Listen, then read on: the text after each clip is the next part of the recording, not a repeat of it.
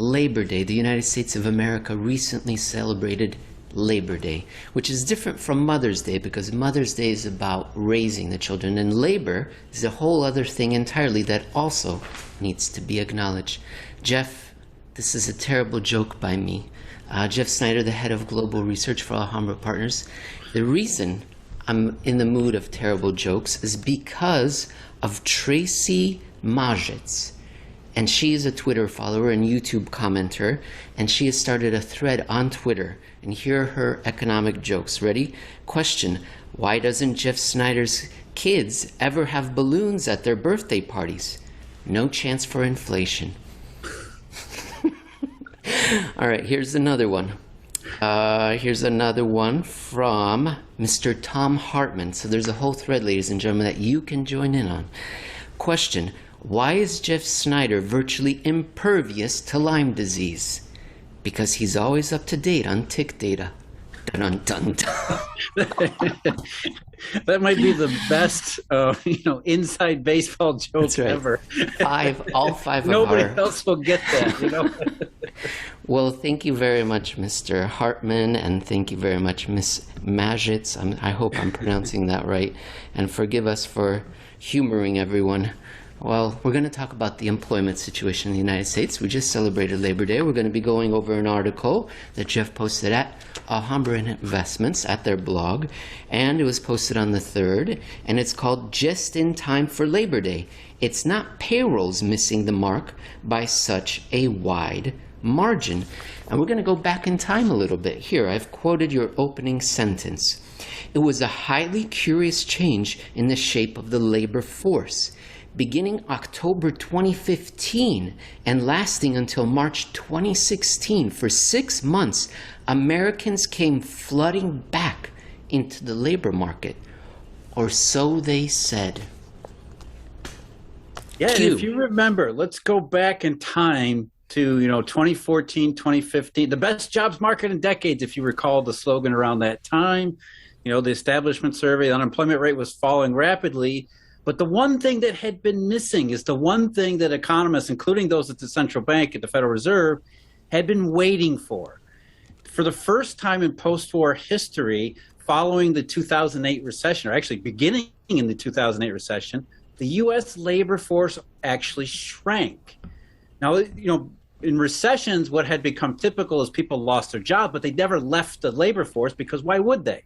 They lost one job and simply started to look for another. So when the BLS came along and asked them, are you still looking for work? The obvious answer was, yes, of course. I've only lost the job I currently have, or I used to have, and now I'm looking for a new one. But 2008 was entirely different. And starting in October 2008, there's that month again. So, something important must have happened in October 2008. Starting in October 2008, for over a year, the size of the U.S. labor force actually declined, which meant that former American workers told the BLS that they didn't even, yes, I've lost my job, but I'm also no longer even looking for work for reasons that I'm not going to tell you and reasons you're not going to ask me about.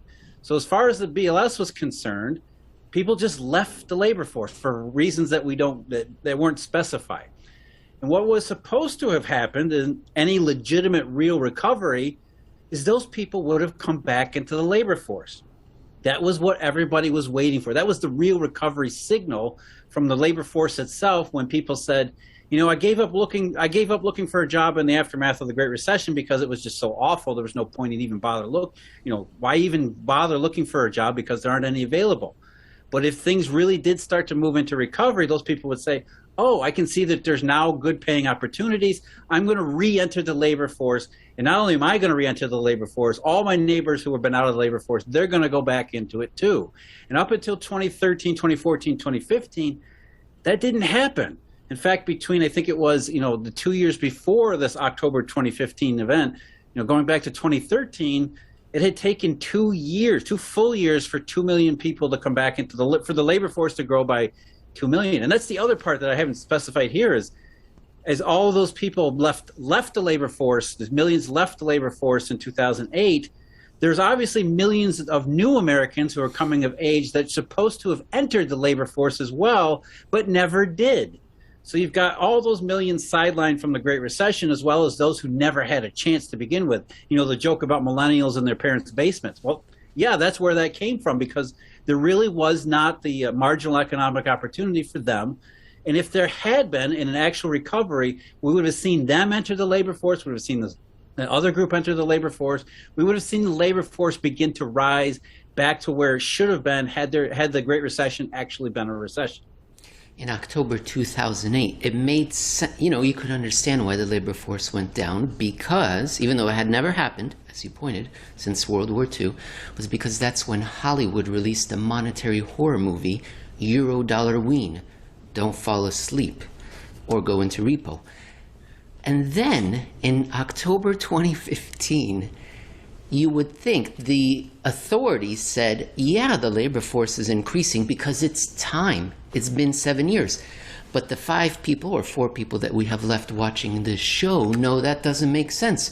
Because in October 2015, Hollywood released number 3. It wasn't the sequel, it was the triple sequel. It was Eurodollarween 3. He's back again. We were in the middle of another Eurodollar storm, and you would think, wait a minute, in the middle of a Eurodollar storm, you've got the labor force growing by 2 million people entering in those 6 months between October and March. Earlier you said it took 2 years. Now it only took 6 months for that same amount of people, right during Eurodollarween 3. Why? Yeah, that's the last time that you would expect this to happen, because Yes. as you pointed out, it was bad economically speaking across the rest of the world. But even inside the United States, there was a marked slowdown in the labor market, as told by the establishment survey payroll reports. So I mean, that, you know, the U.S. experienced got very close to recession during that exact 6-month period. Jeff, So you remember? I'm sorry. You remember last week we went over the NBC News survey. The Right. people were saying the economy is worse for 3 surveys in a row, and that's very unusual, and it happened right then. So, yes, it was in Asia, So but we last knew 6 it. months you would pick out That's for right. this flood back. I mean, this is the exact opposite of what you would expect. For I remember us, thinking at the but time, yeah. you know, what the hell is going on here? Because the economy is falling off a cliff, or nearly falling off a cliff in the United States. It is definitely falling off a cliff everywhere else. And suddenly the American labor force is starting to rise, and, you know, doing what you're supposed to do. You say, well, maybe this really is what Janet Yellen's, you know, her fondest and most fervent dream is coming true, that the economy really is starting to pick up. Or let's look around for maybe some possible other excuses or other explanations for what really was a very contradictory or a very weird sort of occurrence. It was weird if you were following the data, not the media narrative from the establishment. And Jeff, tell us then, what is SNAP? And what does SNAP have to do with that time period? SNAP is the Supplemental Nutrition, I don't know what the A Assistance is. program? Assistance program, something like that. What used to be called food stamps, essentially. If you lost your job or you qualified on an income basis, the government would send food stamps, or, you know, now you get a sort of I think an electronic debit card type thing, which you can use to help buy food so that you don't starve to death from being unemployed, which is a good thing. And it's a government safety net assistance program that is essentially, it was extremely useful and necessary, especially during this period in question following the Great Recession, because the economy never got into recovery. However, because it had this lack of recovery in the millions, I think it was almost 30 million at one point, of Americans who were using the SNAP program had lasted into 2014 and then 2015, the government kind of said, hey, maybe this is long enough. This is supposed to be temporary assistance, not a permanent thing. And in late 2015, the government decided, well, we're going to start reimposing work requirements, because in the aftermath of the Great Recession, what they said was, we don't care. You know, these people need assistance. We're going to remove some of the bureaucratic red tape and requirements, and just allow people to become eligible for this kind of assistance. What they said was, look, by 2015, you know, that's 6 and 7 years later, maybe we should start verifying that these people are actually looking for work, because, you know, Janet Yellen says things are really good out there, so maybe they must be. And what happened was that SNAP started to reimpose work requirements, the states who had granted waivers started to remove those waivers and reimpose work requirements across much of the economy, and that just so happened to begin in that 3-month window, October, November, and December 2015. And if you were one of the states that removed the waiver, as late as December 2015, that meant that you were reimposing these work requirements all the way until March 2016. So from October 2015 until March 2016, that was when these work requirements started to show up across the vast majority of the U.S. states. If I understand correctly, so you need to be working in order to continue getting the assistance, is that right? You need to be either working or you need to be looking for work. So you need to be in the labor force. You need to be telling the government that I am doing something. Maybe I can't find a job because things aren't great, or maybe I'm working, I'm not making a lot of money. But either way, before then, in the aftermath of the Great Recession and forward, it had been, we don't care if you're looking for work or not, because we know you probably need assistance. The economy's awful. But this was supposed to be recovery. The best jobs market in decades, 2014. So now we're going to go back to the way it used to be, which is you got to at least show me that you're at least trying to look for work. Now, in the United States, we don't have a government that's one all-encompassing, powerful government. There are many governments, many agencies within the government.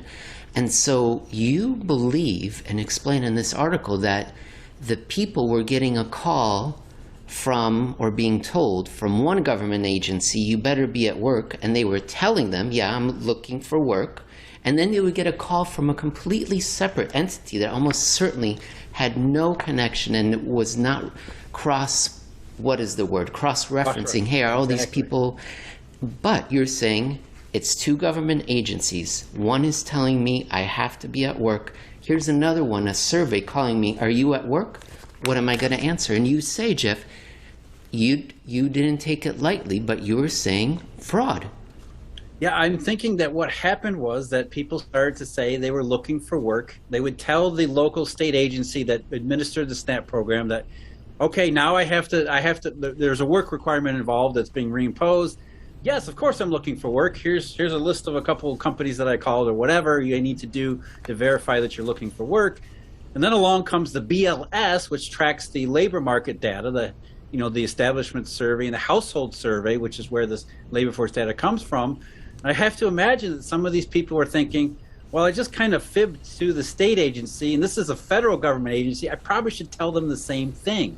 Even though I'm not really looking for work because there isn't any work available, I still want my SNAP. I'm going to tell the one government that, yes, keep the assistance coming. I'm going to say the same thing to the other government, because how the hell do I know? Maybe they talk to each other. I better tell them the same story. And I really think that's what happened, because it's just too damn coincidental that the labor force rose during that specific 6-month period, and only that specific 6-month period. It's just, it's too much of a random coincidence otherwise. You reached out to a government bureaucrat, the Bureau of Labor Statistics, and you presented your thesis to them, and they responded and they said, that's very interesting. We would love for you to come actually consult with us. Maybe we'll put you in touch with the Federal Reserve and other economic agencies. We really like the cut of your jib. Yeah, no, they gave me the most anodyne bureaucratic response you could imagine, and one that at the end kind of said, we think you're doing this for partisan purposes to hurt whatever policy that's being reimposed, and we don't really like your question to begin with. They just completely dismissed it. I basically asked the BLS, look, can you explain the 6-month bump? Is there something in your data that has essentially a better explanation for what's going on than what I'm proposing here? And they didn't even answer the question, because that's kind of what the government does. So that we're left with, what else could it be? Was it actual recovery? I mean, was this finally the U.S. recovery starting to show up in reality, not just in Fed models and in the fever dreams of the financial media looking for inflation and validating QE and all that? Or was this just a 6-month anomaly that just so happened to coincide perfectly with the reimposition of work requirements in the SNAP program? I think the answer, to me, seems fairly evident, because what followed from that 6-month period was actually even worse conditions in the labor market as the labor market slowed continuously into 2017 as a result of that near recession in the U.S., which, as you pointed out, Emil, was going on at exactly the same time this flood of people or at least people saying to the BLS, telling the BLS they're rejoining the labor force. About a month ago on CNBC, Greg Iacurci wrote, "There's an unemployment cliff coming. More than 7.5 million may fall off. Federal unemployment programs that have paid jobless benefits since March 2020 are poised to end September 6th, and it doesn't appear Congress will extend them again. By one estimate, it may affect up to 7.5 million people." Millions of jobless Americans are poised to lose COVID-era income support in about a month's time. This impending benefits cliff appears different from others that loomed in this past year when Congress was able to keep aid flowing after 11th hour legislative deals. And so, Jeff, are we thinking that maybe what's happening in this past week may affect the labor force numbers in future readings in a positive way, superficially, but maybe underneath we're still not in a good economic position? I don't think the unemployment claims cliff will make much difference in the labor force because there's no reason for Americans to lie or fib or make up stories saying that, oh, suddenly I've rejoined the labor force for benefits that are expiring. No. So I don't think there's going to be there's nothing on the horizon that's going to make it look like that 6-month period where we can fool ourselves into believing that something legitimate is happening as far as actual labor market recovery. Instead, I think what we're going to see is that it's kind of the same thing that we've seen even in just recent months, where the labor force has come back a little tiny bit over the last few months, but nothing like what you would imagine if the economy is as robust as some of the other labor market data suggests. And so, in addition to that, you have this benefits cliff that's going to really take a lot of certainly Uncle Sam's, introduction of money into the economy. That's going to disappear. So that's going to be a non-inflationary or anti-inflationary problem moving forward. And the reason why it's a much bigger problem is because these benefits are timed to expire during a period of actual recovery where you think, well, by then, it's a year and a half later, by then, people aren't going to need generous unemployment benefits because the economy is going to be so much better.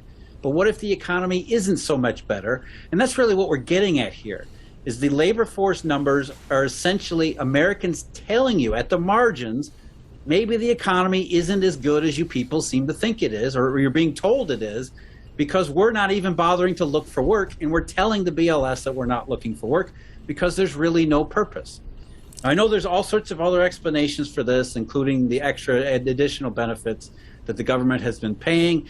Schools haven't been completely in session, which I don't buy that one because schools have been completely in session toward the end of last year. And any number of reasons that people are offering for why Americans don't seem to want to be joining the labor force again like they should, when in fact we've seen this pattern of behavior before in the pre-COVID economy, which was a macro factor of the economy never being as good as it has always been claimed to be, or as good as the unemployment rate seems to make it.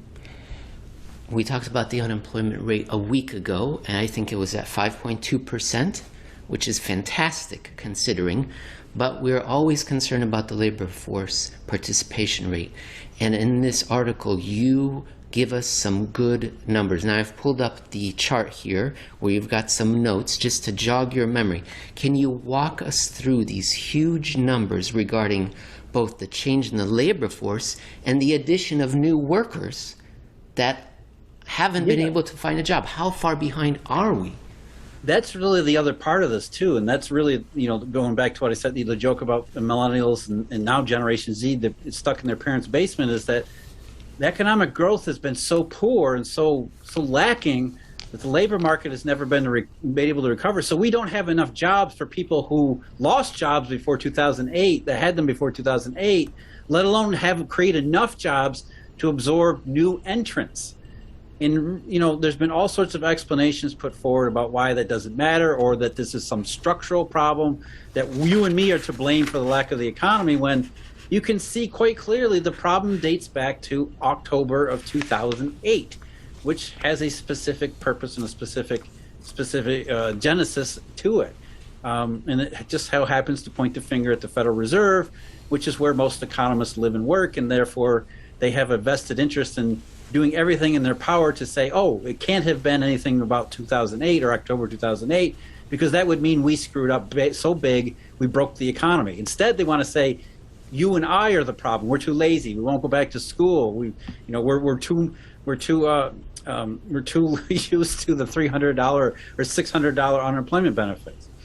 But what we've seen over the last year is essentially, if you want to go back to the chart, Emil, that when the COVID recession hit, when the lockdowns were imposed, there was a huge spike in those who claimed to not be in the labor force. And that's the other side of that, is the labor force actually shrank, which didn't make sense at the time. And I think we talked about that in one of our earliest podcast episodes, which was a really ominous sign, because again, in actual recessions throughout post-war economic history, people didn't leave the labor force.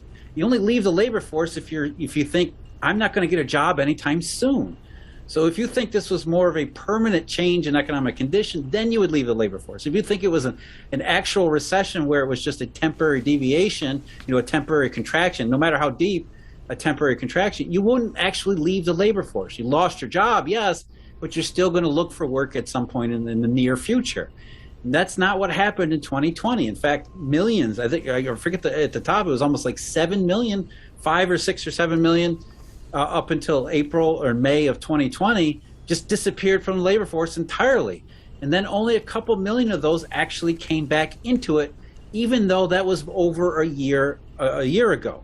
So after, we're talking about a year and a half later, the labor force is still down by almost 3 million people compared to where it was in February 2020. And of course, that doesn't take into account where the labor force should have been up until 2020 had we actually been in a recovery.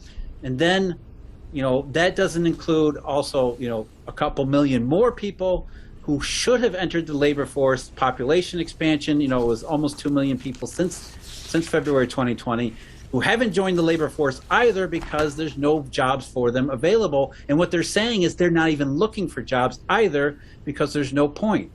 So we have, it's not just an employment crisis, you have a labor crisis where people don't even look for work. But why are they not looking for work? And that's really kind of the issue here.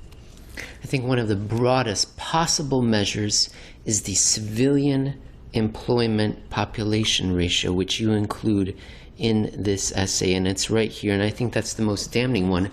What is that, Jeff? Is that basically everyone who is working age versus the labor force compared? Go ahead. The civilian employment population ratio is actually it's everybody in the civilian non-institutional population, which is everybody who's available of age to work. That's the total potential pool for laborers. What percentage of that population, of that entire pool of potential labor, is actually employed? So it doesn't count the labor force at all. It's just how many people are actually employed in the civilian non-institutional population. What you can see is those massive difference. If you go by just the unemployment rate, which is derived from the labor force, and if the labor force is too small, the unemployment rate is going to fall much quicker. What you see is that the unemployment rate makes it seem like we're again almost back to normal. Almost back to where we would have been in in the middle 2000s, or 2015, or even in the late 1990s during the dot-com boom. But if you look at the civilian employment population ratio, very, very different story. Not just in 2021, but also in the post-2008 period as well, where we see, look, job growth, employment growth, all of these things, it's not only not keeping up with new population, and even population growth has slowed down too, but we're not recreating the jobs that get lost during these contractions either. And that's really what the labor force numbers are telling us. Americans, down on the ground, down in the trenches, are saying we're not even looking for work because we don't believe there's any work available. And it's something we talked about before, again, with an NBC survey. Do American workers have a better sense of economy than economists and central bankers do? And I think the answer is yes. When we look at these labor force numbers and the lack of participation, it's a very good, clear sign of how things actually are at the margins of the economy, which is, the too big of a margins of these people are not experiencing anything like a healthy system. That's how you summarize the article, saying, quote, hidden slack isn't actually hidden. It is conveniently dismissed as a labor shortage, which sounds so much better, so much more recovery and inflationist. Convenient for commentary, disastrous for the economy, and an ongoing, outrageous tragedy for Americans. These poor souls really do count. It's economics which can't. Jeff, we're going to talk about the labor shortage in part 2 of this show. Is there any summary, concluding thoughts you wanted to share with the audience on this article? Just that, again, the labor statistics may not be representative of what's actually happening, or at least the main headline statistics like the payroll report or the unemployment rate. And this is not a recent phenomenon, nor is it something that there's no conspiracy here. This is not something that economists or the government is trying to hide a problem. It's simply that these measures never, when they were developed and put in place, there was never the situation that we've been in since 2008. They never envisioned that type of situation, which these numbers simply just cannot accurately count and keep track of, because they were never designed for this sort of economy. Because it was, we talked about this during permanent shock unit root episode, where economists thought that sort of 60-year window between the end of World War II, actually really between the end of the Great Depression and the Great Recession, they believed that these mild temporary recessions had become the norm. In fact, not just the norm, but the only way the business cycle would operate. And so the statistics that have been developed during that period were developed for those types of conditions, and were never really meant to describe the situation we find ourselves in now, which is why there's so much trouble. And it's kind of broken down into those two different interpretations. Either you look at the labor force as sort of at face value and say, look, Americans are not looking for jobs because they don't believe they exist, or you look at it from the perspective of economists and in the media and everybody else, which says, well, no, these Americans are just too lazy at the margin. They won't go back to school. They're too drug addicted, or whatever excuse is put forward, and that the problem is the labor force, not the economy. When we have all sorts of data and market indications that suggest, the economy really is as bad as the labor force says. So it's not just that Americans are avoiding the labor force.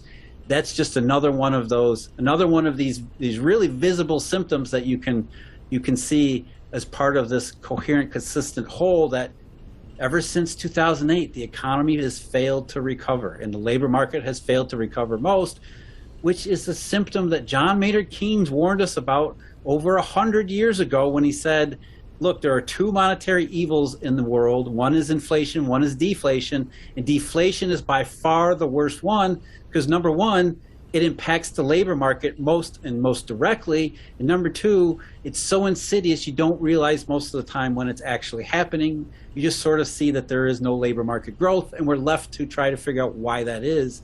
And if you don't have this kind of a background where you can understand and interpret what's going on, you might think that it is lazy Americans. You might think that we need to point the finger at everybody else rather than back squarely where it needs to be pointed at, which is the monetary system and those claiming to govern it. So there are these two interpretations of the employment situation in the United States. The one you've just made, which sounds eminently reasonable, and the one that we hear about, which sounds reasonable, at least at the superficial level. What we should be getting is a discussion of the merits of both in the business press and financial media. We don't.